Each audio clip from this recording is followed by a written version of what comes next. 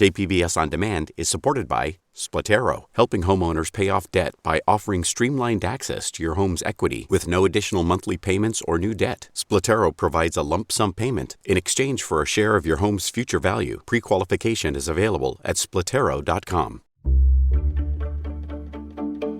Good morning. I'm Annika Colbert. It's Friday, July 16th. One local hospital addressing a rise in high-risk pregnancies. More on that next, but first, let's do the headlines. Los Angeles County is reinstating its indoor mask mandate starting this Saturday night. It follows a steady increase in COVID-19 cases there. LA County health officers say the county is not where it needs to be on vaccinations. LA has now seen 7 straight days of more than 1,000 new COVID-19 infections. Meanwhile, in San Diego, health officials here have reported a 7th straight day of more than 200 infections. County health officer Dr. Wilma Wooten says the county is now seeing a double of the number of cases reported about a month ago, increasing hospitalizations by 46%. She says they expect to see further increases in ICU admissions since they tend to lag behind hospitalization trends.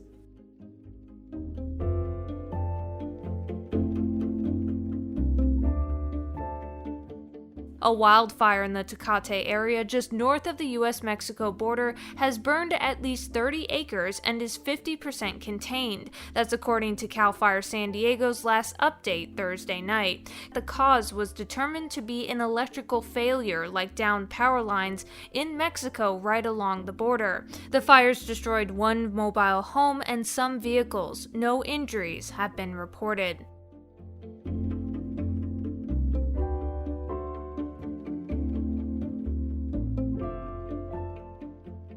From KPBS, you're listening to San Diego News Now. Stay with me for more of the local news you need.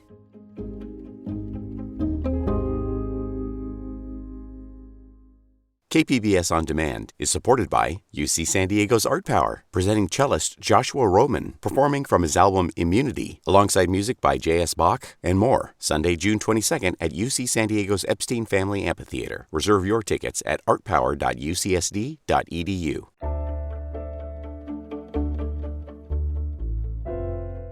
High-risk pregnancies are on the rise, and one San Diego hospital system is expanding its operations to address it. KPBS's health reporter Matt Hoffman has more. Within the first week of us dating, we definitely had the kid conversation, and we both really wanted kids.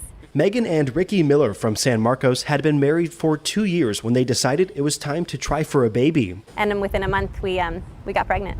So it was pretty quick. Everything was going great, but at around 19 weeks when they went in to see the baby's gender, something was wrong. Her head was on track, but her limbs were a little bit smaller than they should be. So that kind of got the concern going of like maybe that's more in line with a genetic disorder. Definitely was scary because it was the same day we found out her gender. So it was, we didn't know. It was a huge happy day. We were stoked. And we Zoomed. We did the whole gender reveal via Zoom with both of our families, and then literally half an hour later, they called and said something's off. Having a genetic disorder is not the worst thing, but there's a lot of complications that can happen in pregnancy, like stillbirth and things like that. So that was really more my fear, was if the baby was going to make it or not. Complications during pregnancy are scary, and while 80% of women have healthy pregnancies, a Blue Cross Blue Shield study from last year found rates of complications are rising, due in part to more mothers with pre-existing conditions. One of the ways to tackle our increasing number of premature births, right? Well, it's been steady, but we haven't been able to really put a dent in it for years and years. It's to make sure, again, mom is taken care of. Dr. Sean Donishman is the medical director for Scripps Health's perinatalology program, which was started in 2018 and has been expanding. Complications are on the rise. We've got more women who are, gaining more weight pre-pregnancy. Diabetes is on the rise. Hypertension is on the rise. Something we forget, depression, anxiety is on the rise. And so therefore, in order to address all these issues, Scripps decided to bring on a team. Donishman says the best way to address underlying conditions is to talk to a specialist before getting pregnant, because it could save the mother or the baby's life. We talk to the patient, we educate them, we refer them to our Scripps Whittier colleagues for our diabetes and pregnancy program to undergo nutritional counseling, dietary counseling, learn if they need to be on medication, how to take the medication. He says one of the hardest conversations is telling a mother with pre-existing conditions that she maybe should not try to get pregnant right away. If a woman wants a child, it's very difficult. Let's say she has had a recent stroke, for example. A year later, she wants to have a child. Or she's had a recent heart attack, or she has cancer, and or again, some comorbidities that just are not conducive to a healthy pregnancy. And it's very difficult for women to hear that they shouldn't have children. For Megan and Ricky Miller, news that their baby might have a genetic disorder and had a large hole in the heart caught them off guard, especially because Megan had no known pre-existing conditions. We just decided early on that we're not going to let this steal our joy, because you can just have fear and be worried the entire time. Or you can say, no, I'm not going to have fear. I'm going to be joyful and believe that this is going to turn out well. The couple were told they might have to have their baby delivered at 25 weeks old, which would have required months of intensive care. But even after a small scare, where Megan had to spend nearly a week in the hospital, Galilee Ryan was delivered at 36 weeks old, weighing in at just 3 pounds 2 ounces, and the large hole in her heart went away. And they saw some narrowing of the aortic arch. That's not there. So yeah, it's just really a miracle baby. The Millers now spend most of their time at Scripps La Jolla's neonatal intensive care unit, where Galilee is expected to be for at least a couple more weeks. So she's eating about 50% by bottle right now, and then the rest they're putting through an NG tube. So that's increasing every day. She's eating more and more and having more strength every day. She's starting to cry and fuss. Megan says overall, while stressful, she's grateful for the care of the specialists who help her deliver her baby. Results from testing just found Galilee has no genetic disorder, and there are plans for more kids soon. But yeah, we want lots. When you say lots, what's like? I don't know. Well, she the day after she was born, Megan goes, let's do another one. Let's do it. I want to be pregnant again. She needs a sister or brother. I don't know, 5, 7, we'll see. And that reporting from KPBS health reporter Matt Hoffman.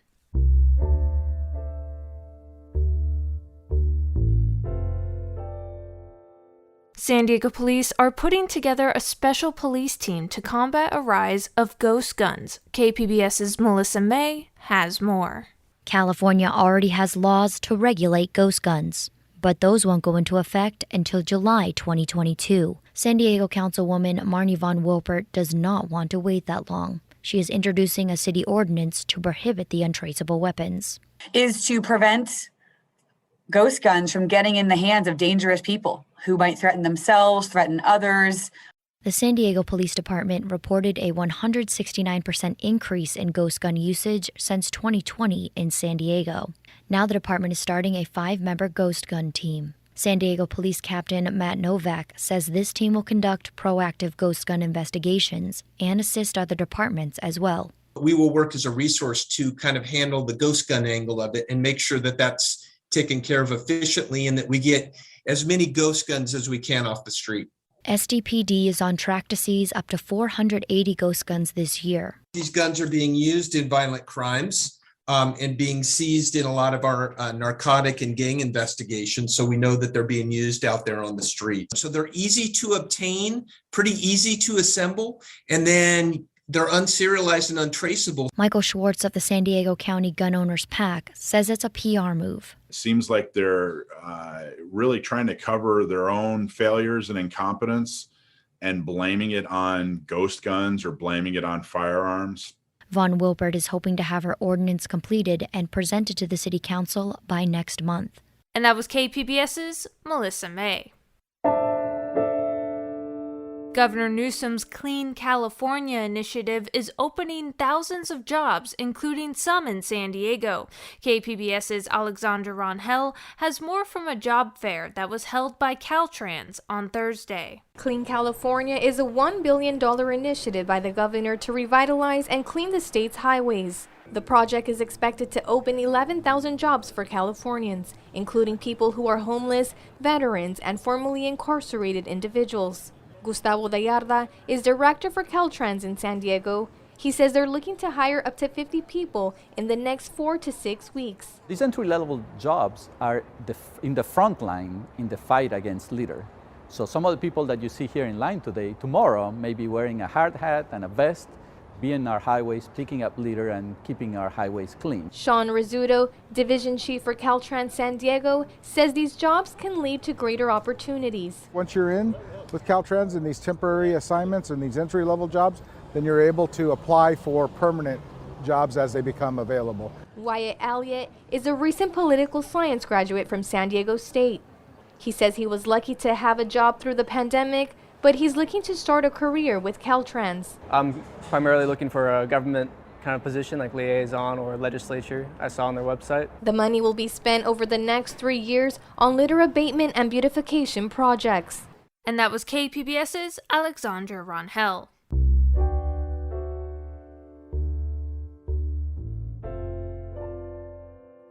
California wildlife managers are asking recreational anglers to take extra precautions this summer to protect fish during the drought.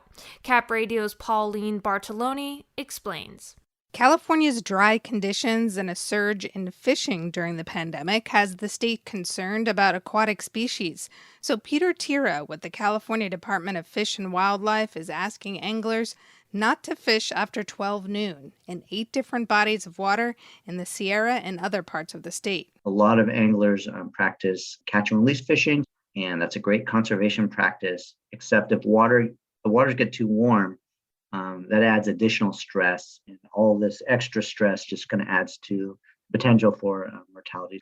Tira says nearly 2 million fishing licenses were sold in California last year, a notable increase over the year before the pandemic, and the increased interest is continuing this year. In Sacramento, I'm Pauline Bartoloni. And that was Cap Radio's Pauline Bartoloni. Coming up, a review of the new movie Summertime, produced by a San Diego native, and a preview of this weekend's local arts events. All of that's next, just after the break.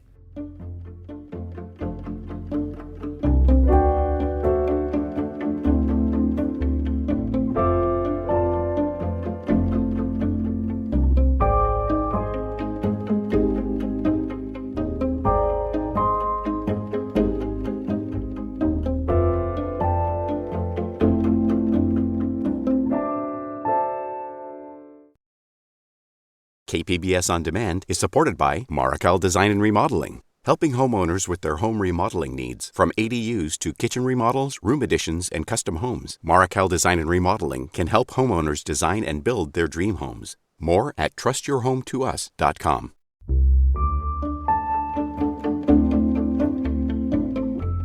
San Diego native Kelly Marie Tran is a producer on the new film Summertime. The film is described as a spoken word poetry musical set in Los Angeles.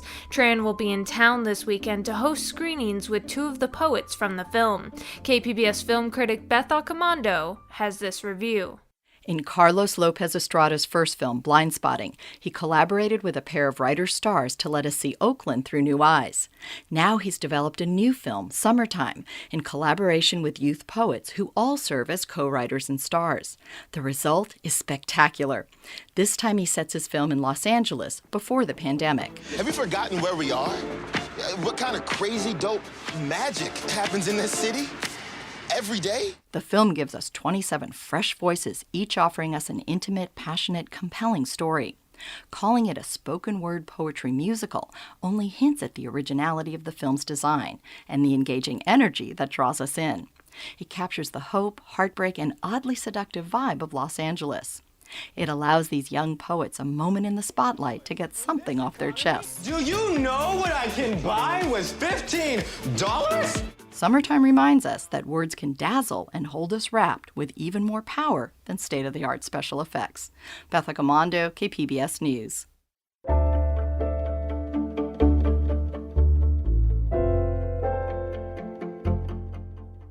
And we have KPBS arts editor and producer Julia Dixon Evans here with a preview of local arts events happening in San Diego this weekend. Here's Julia. First, let's start at Lux Art Institute in Encinitas. The current resident artist is Guillermo Galindo, who makes what he calls sonic devices using found objects, things he discovers at the San Diego-Tijuana border. They're like sculptural musical instruments, and the components used to build them are powerful. Think a Border Patrol flashlight, bullets, a tattered child's shoe, or torn pages from a discarded Bible. And tonight, Friday at 6 p.m., musicians from Art of Villain will come together to activate the instruments and perform pieces that Galindo has composed just for these makeshift instruments. Following that performance, there'll be an artist talk with Galindo. There is one instrument that the public can try themselves, and it's a really incredible one.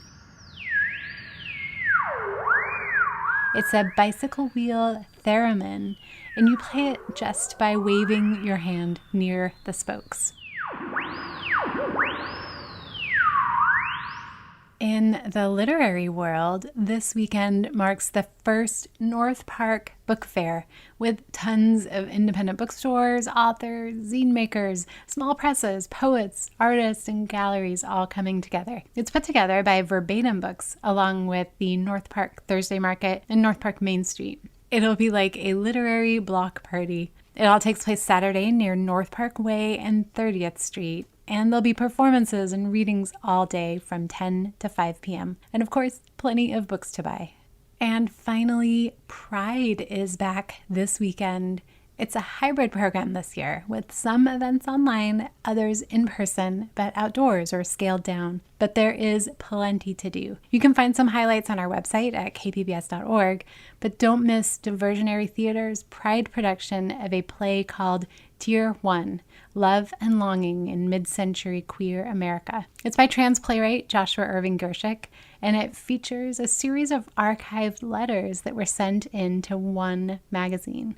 One ran in the 50s and 60s, and it was the first openly gay periodical in America.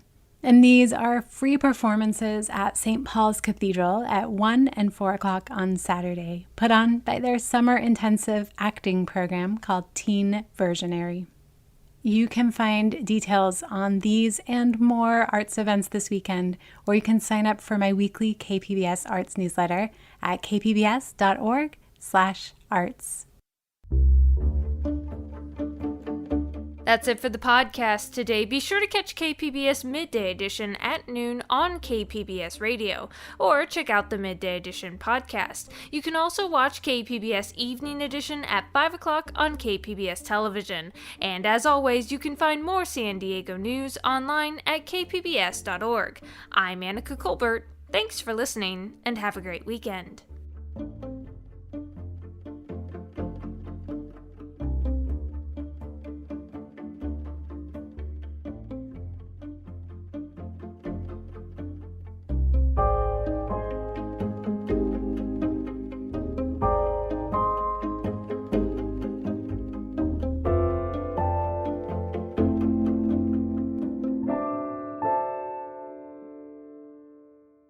KPBS On Demand is supported by UC San Diego's Art Power, presenting cellist Joshua Roman, performing from his album Immunity, alongside music by J.S. Bach and more, Sunday, June 22nd at UC San Diego's Epstein Family Amphitheater. Reserve your tickets at artpower.ucsd.edu.